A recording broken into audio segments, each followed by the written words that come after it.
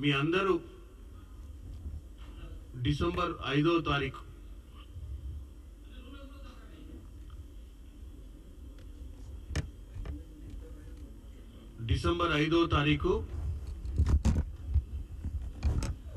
Pushpa 2 cinema release నుంచి మొదలు పెడితే ఇప్పటి వరకు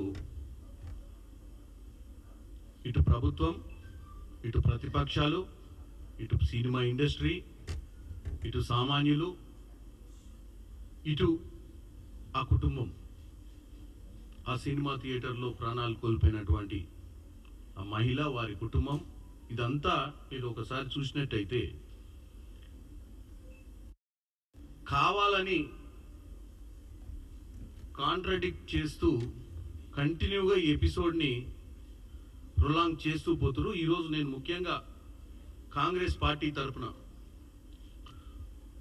వాస్తవంగా మీ ఛానళ్ళ ద్వారా తెలంగాణ ప్రజలకు ఒక బ్రీఫింగ్ ఇవ్వదలుచుకున్నా. అసలు ఏంది ఇది, ఎందుకు ఇలా డైవర్ట్ అయింది, ఎందుకు దీన్ని బీజేపీలో ఉన్నటువంటి సీనియర్ మోస్ట్ లీడర్స్, ఇక్కడ ఢిల్లీలో ఉన్నటువంటి రైల్వే శాఖ మంత్రి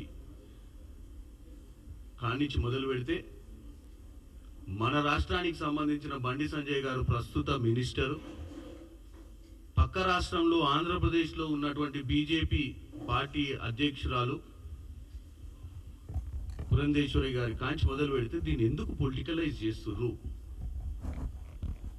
పొలిటికలైజ్ చేయాల్సిన అవసరం ఏముంది? సమస్య వచ్చినప్పుడు అన్ని పార్టీలు కూడా సమస్యపై దృష్టి పెట్టుంటే ఈ సమస్య ఎప్పుడో పరిష్కార దిశగా వచ్చేది. ఇవాళ ఏమంటున్నారు? ప్రతి చిన్న విషయాన్ని, అంటే దీంట్లో కూడా తప్పులు ఎక్కడ జరుగుతున్నాయంటే ప్రతి ఒక్కరు దీంట్లో లైమ్ లైట్ కావాలి, ప్రతి ఒక్కరు దీంట్లో చర్చలో పార్టిసిపేట్ చేస్తే భారతదేశ వ్యాప్తంగా వాళ్ళకి మంచి వ్యూవర్షిప్ వస్తుందని మాట్లాడేతో కూడా ఇలా అన్ని పార్టీలలో.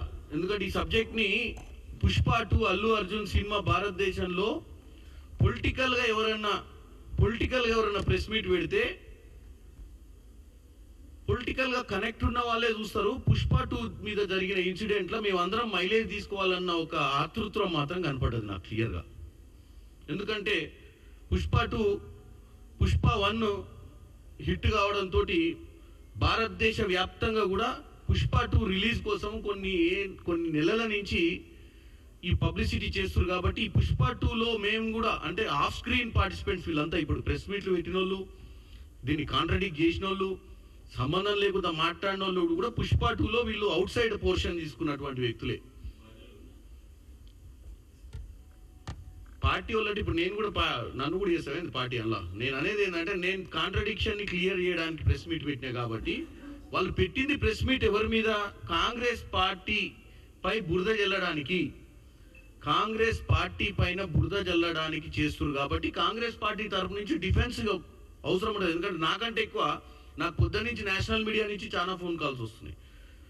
ఎందుకంటే ఈ నిన్న జరిగిన ఇన్సిడెంట్, మొన్న జరిగిన ఇన్సిడెంట్, మన అసెంబ్లీలో మాట్లాడిన ఇన్సిడెంట్, ముఖ్యంగా మీరు ఇక్కడ మొత్తం ఎపిసోడ్లో చూసుకున్నట్టయితే 1-2 అంశాలు ఉన్నాయి.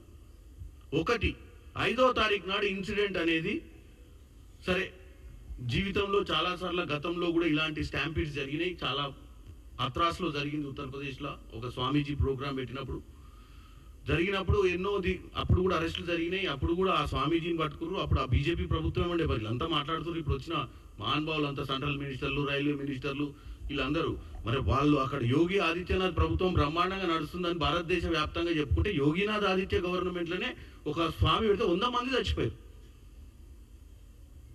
అంటే ఇవన్నీ తప్పిదాలు. ప్రభుత్వం ఎంత స్ట్రిక్ట్ ఉన్నా కొన్నిసార్లు తప్పిదాలు జరుగుతాయి అనేది వాళ్ళకు తెలుసు, మనకు తెలుసు. ఇది భారతదేశాలనే కాదు, అమెరికాలో జరిగిన ఇటువంటి సంఘటనలు, ఇటు యూరోప్లో జరిగినాయి, ఏషియాలో జరిగినాయి, ఇండియాలో జరిగినాయి. కానీ వీటి నుంచి నేర్చుకోవాల్సిన అవసరం ఉందనే దానికే మనం ఈరోజు ముఖ్యమంత్రి రేవంత్ రెడ్డి గారు పదే అదే చెప్తున్నారు. మాకు సినిమా ఇండస్ట్రీకి, నాకు పుష్ప సినిమాలో ఉన్న హీరోకు మాకేం వైర్యం ఉంటుందండి?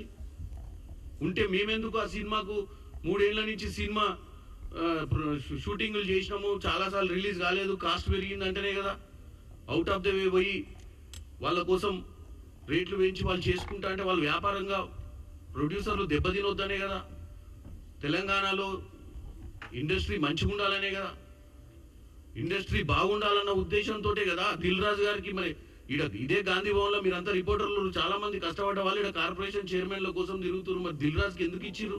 దిల్ రాజుకి ఇవ్వడానికి కారణం ఏంటంటే